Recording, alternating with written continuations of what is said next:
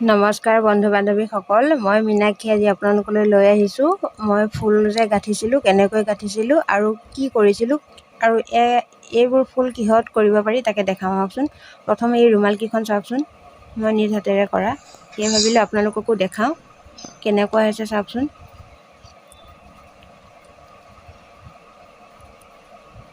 যদি ফুলৰ চানেকি লাগে তেনেহ'লে মোক মেছেজ কৰিব, মই নিশ্চয় জনাবলৈ চেষ্টা কৰিম দিবলৈ।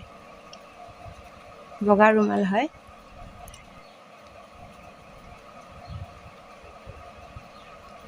আজি কেৱল ফুলহে দেখাইছোঁ, এনেই ফুল গাঁঠা দেখাম। আপোনালোকৰ ইমান মৰম চেনেহ পাইছোঁ, সেইকাৰণে ভাবিছোঁ দেখাওঁ কেনেকুৱা হৈছে বাৰু।